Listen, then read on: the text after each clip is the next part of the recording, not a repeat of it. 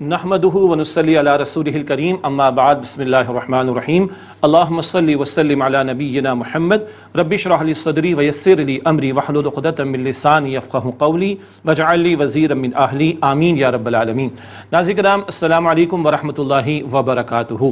ہم نے آغاز کی ہے سورہ آل عمران کے متعلقہ اور سورہ آل عمران کی آیت نمبر 7 سے مطالعہ آگے بڑھا رہے ہیں۔ محکمات اور متشابہات، دو قسم کی آیات کا تذکرہ آ رہا ہے۔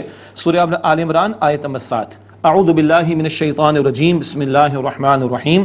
هو الذی انزل علیک الکتاب منہ آیات محکمات ہن ام الکتاب واخر متشابہات۔ وہی تو اللہ ہے جس نے آپ صلی اللہ علیہ وآلہ وسلم پر کتاب یعنی قرآن حکیم کو نازل فرمایا۔ اس میں محکم آیات بھی ہیں، وہ کتاب کی اصل ہیں، اور دوسری متشابہات ہیں۔ محکمات کا مطلب واضح کلیئر، شریعت کے احکامات، ماں باپ کے ساتھ اسے سلوک کرو، نماز قائم کرو، زکوٰۃ ادا کرو، راہ خدا میں انفاق کرو، سود کو چھوڑ دو، یہ کتاب کی اصل ہیں، یہی تقاضے جو اللہ تعالی ہمارے سامنے رکھتا ہے۔ کچھ ہے متشابہات جن کے مفاہیم ہم پر واضح نہیں ہیں۔ اول تو ہماری کم علمی، اور پھر یہ امور غیب میں سے بہت سارے معاملات ہیں، اللہ کی کرسی کی حقیقت ہمیں معلوم نہیں، مگر یہ سب کچھ ہے قرآن حکیم میں۔ تو ہر آیت قرآن پاک کی حق ہے کیونکہ اللہ تعالی ہی نے نازل فرمائی۔ ہاں ان میں محکمات ہیں اکثر اور کچھ متشابہات ہیں۔ اب جن کے دلوں میں ٹیڑھ ہے ان کا رویہ کیا ہوتا ہے اور سچے ایمان والوں کا طرز عمل کیا ہوتا ہے، یہ کانٹراسٹ آگے آ رہا ہے۔ فرمایا فَأَمَّا الَّذِينَ فِي قُلُوبِهِمْ زَيْغٌ، پس جن کے دلوں میں ٹیڑھ ہے، فَيَتَّبِعُونَ مَا تَشَابَهَ مِنْهُ ابْتِغَاءَ الْفِتْنَةِ وَابْتِغَاءَ تَأْوِيلِهِ، تو وہ اس سے متشابہات کی پیروی کرتے ہیں فساد تلاش کرنے کی غرض سے اور اس کا مطلب تلاش کرنے کی غرض سے۔ ان کے دل میں ٹیڑھ ہے، اگر دل سیدھے ہوں تو جو حکم آیا اس پر عمل کریں، کرنے کے کام کرتے نہیں، نان ایشوز کے اوپر بحثیں کرتے ہیں اور ایسے سوالات اٹھاتے ہیں کہ جن کا کوئی عمل سے، عقیدے سے، نجات سے تعلق نہیں ہوتا۔ تو فتنہ پرور قسم کے لوگ کیا کرتے ہیں، متشابہات کے پیچھے پڑیں گے، بحث میں لگیں گے، بال کی کھال نکالیں گے، اس میں سے کوئی فتنہ تلاش کرنے کے لیے، فتنہ پیدا کرنے کے لیے، یا کچھ تعویل معلوم کرنے کے لیے۔ وَمَا يَعْلَمُ تَأْوِيلَهُ إِلَّا اللَّهُ، اور اس کی ٹھیک تعویل، اس کا ٹھیک مفہوم اللہ کے سوا کوئی نہیں جانتا۔ وَالرَّاسِخُونَ فِي الْعِلْمِ يَقُولُونَ آمَنَّا بِهِ، اور جو علم میں پختگی رکھنے والے ہیں وہ کہتے ہیں ہم اس سب پر ایمان لائے، کل من عند ربنا، سب کچھ ہمارے رب کی طرف سے ہے۔ محکمات بھی رب کی طرف سے، ایمان بھی ہے، احکام پر عمل بھی ہے، متشابہات بھی رب کی طرف سے، یہ ہے مؤمنانہ طرز عمل۔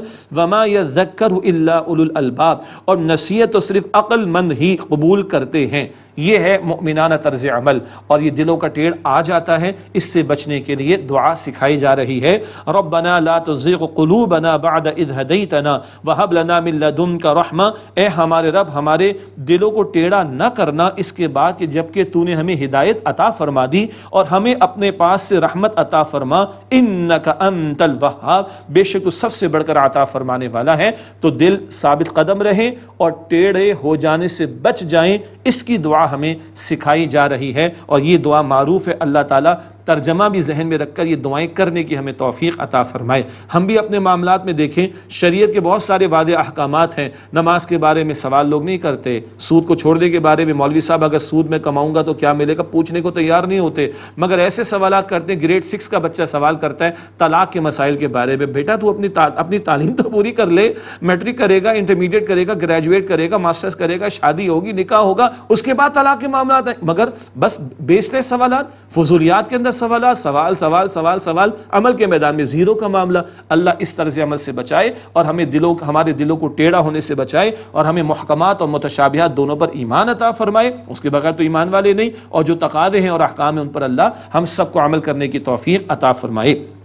ربنا انک جامع الناس لیوم لا ریب فیہ، اے ہمارے رب بے شک تو لوگوں کو اس دن جمع فرمانے والا ہے جس کے بارے میں کوئی شک نہیں، مراد قیامت کا دن۔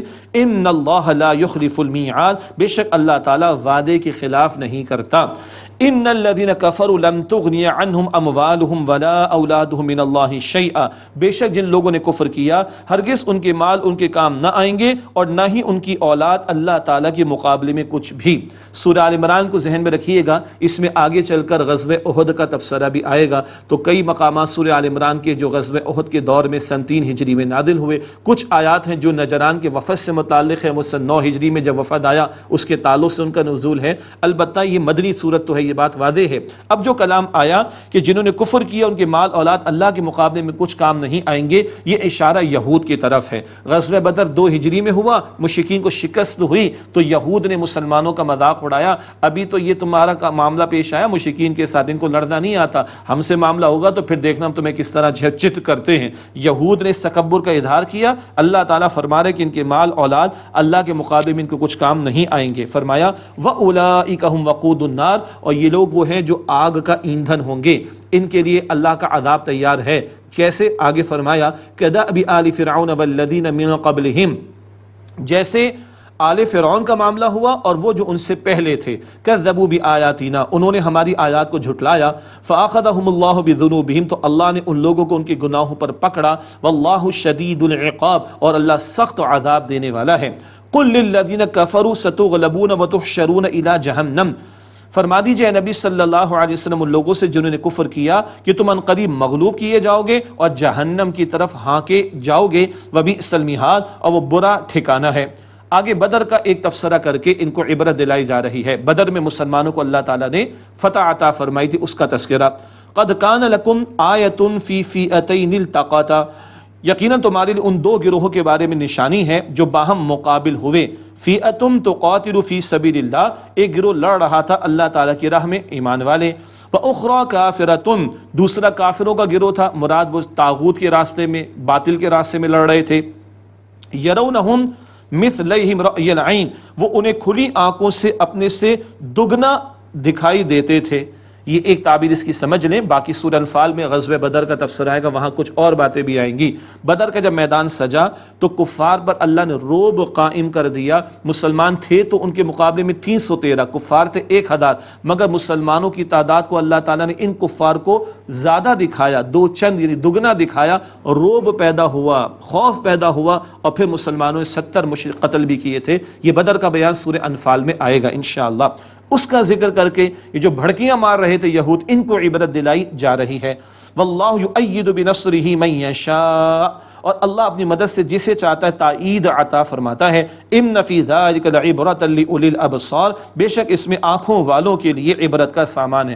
آنکھوں سے مراد وہ آنکھیں جو ان واقعات کو دیکھ کر، ان باتوں کو دیکھ کر عبرت حاصل کریں، تو ان واقعات میں عبرت کا سامان ہے۔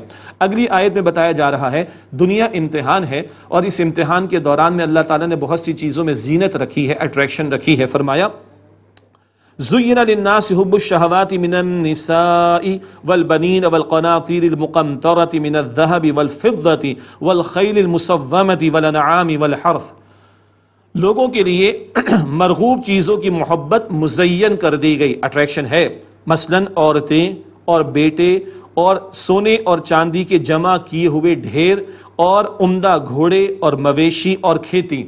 جس ماحول میں قرآن پاک نازل ہو رہا ہے اس کے اعتبار سے بات آ رہی ہے۔ اس زمانے میں عمدہ گھوڑے تھے، آج عمدہ گاڑیاں ہو سکتی ہیں، اور اس کے علاوہ ایسٹس ہو سکتے ہیں وغیرہ وغیرہ۔ ان سب میں کیا ہے؟ ایک اٹریکشن تو ہے۔ اور یہ بھی بتایا گیا آگے ذالک متاع الحیات الدنیا، یہ دنیا کی زندگی کا ساز و سامان ہے۔ گھر گھر ہستی کے معاملات چلانے کے لیے، دنیا کے معاملات چلانے کے لیے ان سب چیزوں کی ضرورت ہے۔ عورتوں کی محبت مردوں میں رکھی گئی ہے۔ اس کو اللہ تعالیٰ نے نکاح کا پاکیزہ راستہ عطا فرمایا، فطری خواہش کی تکمیل کے لیے نکاح کا پاکیزہ بندھن اس کا راستہ عطا فرمایا۔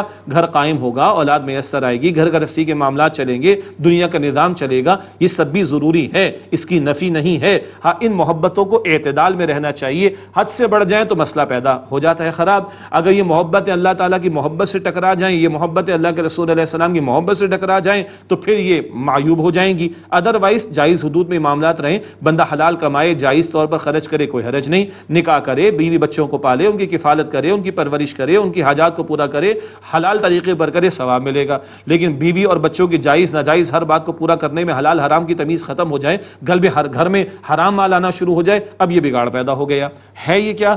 ذالک متاع الحیات الدنیا، یہ دنیا کی زندگی کا ساز و سامان ہے۔ واللہ عندہ حسن المآب، اور اللہ تعالیٰ کے پاس عمدہ ٹھکانہ ہے۔ دنیا ضرورت ہے، آخرت مقصود ہے۔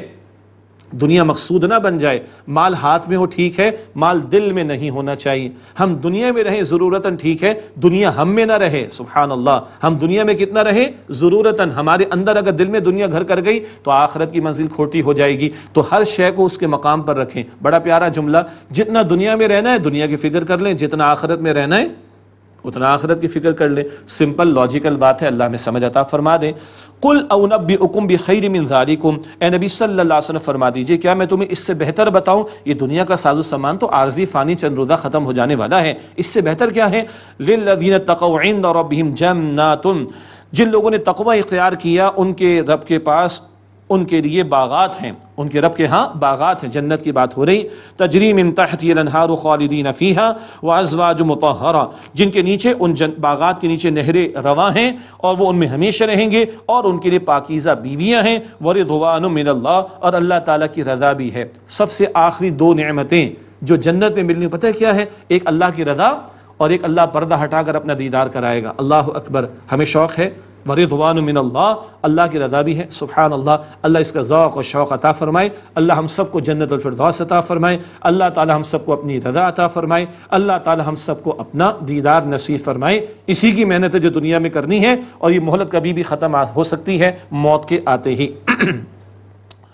واللہ بصیر بالعباد، اور اللہ تعالیٰ بندوں کو خوب دیکھنے والا ہے۔ اب یہ جنت والے کون ہیں؟ ان کا تذکرہ آ رہا ہے۔ الذین یقولون، یہ وہ لوگ ہیں جو دعا کرتے ہیں اس انداز سے، ربنا اننا آمنا فاغفر لنا ذنوبنا وقنا عذاب النار، اے ہمارے رب بے شک ہم ایمان لائے، بس ہمیں ہمارے گناہ بخش دے اور ہمیں دوزخ کے عذاب سے بچا لے۔ اللہ اکبر، اللہم اجرنا من النار، اے اللہ ہمیں آگ کے عذاب سے بچا لے۔ ماہ رمضان کا پیارا مہینہ، جنت کے سارے دروازے کھلیں کوئی بند نہیں، جہنم کے سارے بند کوئی کھلا نہیں۔ مراد جنت کا حصول آسان، جہنم سے بچنے کی کوشش کر لو، آسان ہے، یہاں دعائیں بھی ہیں اور ہمیں محنت بھی کرنی ہے۔ وقنا عذاب النار، اور ہمیں آگ کے عذاب سے بچا لے۔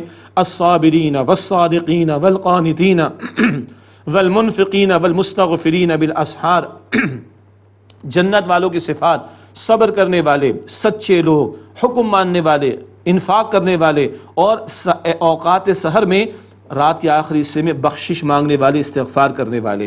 جنت کے لیے محنت ہے، جہنم سے بچنے کے لیے محنت ہے۔ صبر، رمضان کا مہینہ حضور نے فرمایا ہوا شہر الصبر، رمضان کا مہینہ صبر کا مہینہ ہے، مشقتیں بھی جھیلنی ہیں اور اپنے آپ کو تھامنا بھی ہے۔ صبر کا بدلہ جنت ہے، حدیث مبارک میں آتا ہے۔ اور سچے لوگ ہیں، جھوٹوں کے لیے جنت نہیں ہے، سچوں کے لیے جنت ہے۔ اور حکم بجا لانے والے، معصیت کرنے والے، سرکشیاں کرنے والے نہیں، معصیت کو چھوڑنے والے اور حکم بجا لانے والے، انفاق کرنے والے۔ سورۃ البقرہ کے 2 رکوع تفسیر سے آ چکے، اور بڑی پیاری بات آئی، سحر کے اوقات میں استغفار کرنے والے۔ یوں تو پورا سال اللہ تعالیٰ آسمان دنیا پر رات کے آخری حصے میں نزول فرماتا ہے اپنی شان کے مطابق، اور اللہ فرماتا ہے کوئی سوال کرنے والا ہے کہ اس کا جواب دے دوں، ہے کوئی دعا کرنے والا کہ میں دعا قبول کر لوں، ہے کوئی استغفار کرنے والا کہ میں اس کو بخش دوں۔ مسلم شریف کی روایت ہے، ماہ رمضان کے روزے ہم رکھتے ہیں، سحری کا بھی اہتمام کرتے ہیں، تھوڑا پہلے اٹھ 10-15-20 منٹ پہلے، اور اللہ سے لو لگائیں اور رات کے آخری حصے میں اللہ کو پکاریں اور استغفار کا اہتمام کریں۔ اللہ مجھے، آپ کو، ہم سب کو توفیق عطا فرمائے۔ یہ جنت والوں کی صفات کا ذکر آیا ہے۔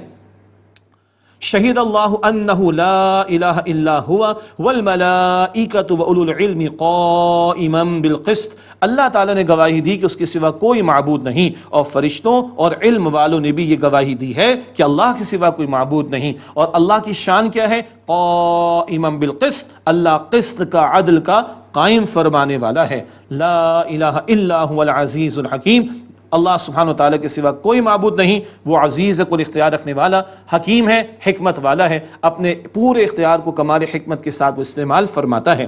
ان الدین عند اللہ الاسلام، بے شک دین تو اللہ تعالیٰ کے نزدیک فقط اسلام ہے، اسلام دین ہے، انگریزی کا ریلیجن نہیں ہے۔ یہ غلط فہمی ہے، انگریزی کا religion by default it deals with the personal affairs of life only.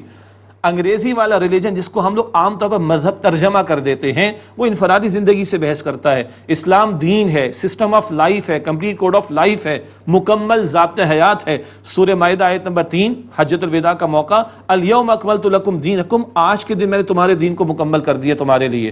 البقرہ آیت نمبر 208، ادخلوا فی السلم کافہ، اسلام میں پورے کے پورے داخل ہو جاؤ۔ انفرادی سطح پر جو چاہو سا کرو، اجتماعی سطح پر اللہ اسلام کی بات چاہتا ہے، اپنی حاکمیت کا تقاضا کرتا ہے۔ 3 مرتبہ قرآن میں آیا، سورہ یوسف کی آیت نمبر 40 بھی ہے، ان الحکم الا للہ، حکم کا اختیار فقط اللہ سبحانہ و تعالیٰ کے لیے ہے۔ تو کلیئرٹی، ان الدین عند اللہ الاسلام، دین تو اللہ تعالیٰ کے نزدیک فقط اسلام۔ اسلام انفرادی زندگی کے لیے بھی رہنمائی دیتا ہے، اجتماعی زندگی کے لیے بھی رہنمائی دیتا ہے، اور پورے کے پورے دین کو اللہ تعالیٰ چاہتا ہے وہ غالب ہو، اور پورے کے پورے نظام حیات پر اللہ کا دین غالب ہو۔ یہی محمد مصطفیٰ علیہ السلام کا مشن تھا۔ 3 دفعہ یہ مشن قرآن پاک میں آتا ہے۔ سورہ صف کی آیت نمبر 9 بھی ہے، لیظہرہ علی الدین کلہ، حضور کو کیوں بھیجا گیا صلی اللہ علیہ وسلم؟ تاکہ اس دین حق، دین اسلام کو آپ کل سسٹم آف لائف پر، کل نظام زندگی پر غالب فرما دیں۔ یہ حضور کا مشن تھا، لیکن آج یہ ہماری ذمہ داری ہے۔ وقت فرصت ہے، کہاں کام ابھی باقی ہے، نور توحید کا اتمام ابھی باقی ہے، اور یہ ذمہ داری ہماری ہے۔ اللہ ہمیں اس کی توفیق عطا فرمائے۔ ان الدین عند اللہ الاسلام، بے شک دین تو اللہ تعالیٰ کے نزدیک فقط اسلام ہے۔ وما اختلف الذین اوتوا الکتاب الا من بعد ما جاءهم العلم بغیا بینہم، اور جن اہل کتاب کو کتاب دی گئی، یعنی اہل کتاب، انہوں نے اختلاف نہیں کیا مگر اس کے بعد کہ جب کہ ان کے پاس علم آ گیا آپس کی ضد کی وجہ سے۔ یہ باتیں البقرہ میں آگئی، تکبر ہے، حسد ہے، تعصب ہے، اس ضد کی وجہ سے ان اہل کتاب نے حق کا انکار کیا۔ وَمَن يَكْفُرْ بِآيَاتِ اللَّهِ، اور جو اللہ تعالیٰ کی آیات کا انکار کرے، فَإِنَّ اللَّهَ سَرِيعُ الْحِسَابِ، تو بے شک اللہ جلد حساب لینے والا ہے۔ اللہ تعالیٰ ہم سب کے حساب کو آسان فرمائے۔ فَإِنْ حَاجُّوكَ فَقُلْ أَسْلَمْتُ وَجْهِيَ لِلَّهِ وَمَنِ اتَّبَعَنِ، پھر اگر اے نبی علیہ السلام یہ اہل کتاب آپ سے جھگڑا کرتے ہیں تو آپ فرما دیجئے میں نے اپنا چہرہ جھکا دیا اللہ سبحانہ وتعالی کے لیے، اور وہ جس نے میری اتباع کی اس نے بھی اپنا چہرہ جھکا دیا۔ چہرہ جھکانے کا مطلب سر جھکا دینا، سرنڈر کر دینا، اللہ کے تابع ہو جانا، اس کے حکم کے سامنے جھک جانا۔ وَقُلْ لِلَّذِينَ أُوتُوا الْكِتَابَ وَالْأُمِّيِّينَ أَأَسْلَمْتُمْ، اور آپ اہل کتاب اور ان پڑھ لوگوں سے کہہ دیجئے کیا تم اسلام لائے ہو؟ امیین کا ترجمہ ان پڑھ کیا، یہ مشرکین کو کہا گیا صدیوں سے جن کے ہاں کتاب اور وحی نہیں آئی تھی۔ اسلمتم، آپ اس سے فرمائی کیا تم اسلام قبول کرتے ہو؟ فَإِنْ أَسْلَمُوا فَقَدِ اهْتَدَوْا، پس اگر وہ اسلام لے آتے ہیں تو انہوں نے ہدایت پا لی۔ وَإِن تَوَلَّوْا فَإِنَّمَا عَلَيْكَ الْبَلَاغُ، پھر اگر یہ منہ پھیر لیں تو بس آپ کے ذمے تو پیغام کا پہنچا دینا ہی ہے، منوانے کی ذمہ داری آپ پر نہیں۔ وَاللَّهُ بَصِيرٌ بِالْعِبَادِ، اور اللہ تعالیٰ بندوں کو خوب دیکھنے والا ہے۔ ان الذين يكفرون بآيات الله ويقتلون النبيين بغير حق، بے شک جو لوگ اللہ تعالیٰ کی آیات کا انکار کرتے ہیں اور انبیاء کو ناحق قتل یعنی شہید کرتے ہیں، ويقتلون الذين يأمرون بالقسط من الناس، اور انہیں قتل کرتے ہیں جو لوگ عدل کا حکم دیتے ہیں۔ اللہ اکبر، ان کے لیے فرمایا فبشرہم بعذاب علیم، پس انہیں دردناک عذاب کی خوشخبری سنا دیجئے۔ بنی اسرائیل کی تاریخ بھری ہوئی ہے انبیاء کو شہید کرنے کے حوالے سے، اس قدر ظالم لوگ ہیں یہ یہود، اس قدر بے باک اور ظالم ہیں کہ انبیاء تک کو معاذ اللہ شہید کیا۔ انبیاء کے ساتھ یہاں فرمایا انہیں بھی قتل کرتے رہے جو عدل کا حکم دیتے ہیں۔ عدل کا حکم دینا تو ہمارا دینی فریضہ ہے۔ اللہ کی شان آیت نمبر 18 میں عدل کا قائم کرنے والا، ایمان والوں کی شان اس آیت نمبر 21 میں عدل کا حکم دینے والے، انبیاء کی ذمہ داری عدل کے قیام کی جد و جہد سورۃ الحدید آیت نمبر 25، نبی صلی اللہ علیہ وسلم کی ذمہ داری عدل کو قائم کرنا سورہ شورى آیت نمبر 15، اور اب نبی علیہ السلام کی امت یہ کام کرے، یہ بات انشاءاللہ ہم سورۃ النساء آیت نمبر 135 اور سورۃ المائدہ آیت نمبر 8 میں سمجھیں گے۔ قسط، عدل، اس کے قائم کرنے کی ذمہ داری ہم مسلمانوں پر ہے۔ دنیا سے ظلم کا خاتمہ ہو اور عدل کا نفاذ ہو، یہ ہمارے ذمے ہے، مگر ظالم اور جابر لوگ تو عدل کی بات کرنے والوں کو قتل یعنی شہید کرتے رہے۔ کیوں؟ عدل کی بات تو حق کی بات ہے، حق کڑوا ہوتا ہے، اور جن ظالموں کے مفادات پر ضربیں پڑتی ہیں وہ آگے بڑھ کر حق والوں اور عدل کی بات کرنے والوں کو روکتے ہیں، حتیٰ کہ قتل یعنی شہید تک کرتے ہیں۔ ایسے ظالموں کے لیے کہا جا رہا ہے اے نبی ان کو فرما دیجئے فبشرہم بعذاب علیم، انہیں دردناک عذاب کی خوشخبری سنا دیجئے۔ کوئی خوشخبری اگر ہے بھی تو ان لوگوں کے لیے دردناک عذاب کی۔ اولئک الذین حبطت اعمالهم فی الدنیا والآخرہ، یہ وہ لوگ ہیں جن کے اعمال ضائع ہو گئے دنیا میں اور آخرت میں۔ وما لهم من ناصرین، اور ان کا کوئی مددگار نہیں ہے۔ الم تر الی الذین اوتوا نصیبا من الکتاب یدعون الی کتاب اللہ لیحکم بینہم، کیا آپ نے ان لوگوں کو نہیں دیکھا جنہیں کتاب کا ایک حصہ دیا گیا، یہود کی طرف بھی اشارہ، وہ اللہ تعالیٰ کی کتاب کی طرف بلائے جاتے ہیں تاکہ ان کے درمیان فیصلہ کر دیں۔ ثم یتولی فریق منہم وہم معرضون، پھر ان میں سے ایک فریق پھر جاتا ہے اور وہ ہیں اعراض کرنے والے۔ مطلب کی بات ملے گی تو حضور کی بات بھی مان لیں گے صلی اللہ علیہ وسلم، لیکن مطلب کے خلاف ہو تو انکار کرتے، اعراض کرتے ہیں۔ ذالک بانہم قالوا لن تمسنا النار الا ایاما معدودات، یہ اس لیے کہ وہ کہتے کہ ہمیں جہنم کی آگ ہرگز نہیں چھوئے گی مگر گنتی کے چند دن۔ یہ ان کی خوش فہمی تھی، البقرہ میں بھی بات آئی ہے۔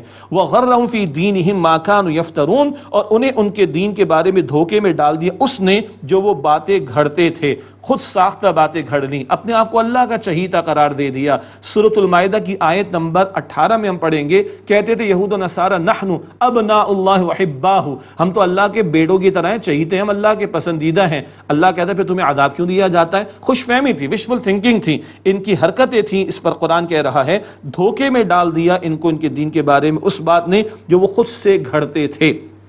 فرمایا فَكَيْفَ إِذَا جَمَعْنَاهُمْ لِيَوْمٍ لَا رَيْبَ فِيهِ، بس کیا حال ہوگا جب ہم انہیں اس دن جمع کریں گے جس میں کوئی شک نہیں، قیامت کی پیشی۔ وَوُفِّيَتْ كُلُّ نَفْسٍ مَا كَسَبَتْ وَهُمْ لَا يُظْلَمُونَ، اور ہر شخص پورا پورا پائے گا وہ کہ جو اس نے کمائی کی، مراد اس کا بدلہ، اور ان کی حق تلفی نہیں کی جائے گی۔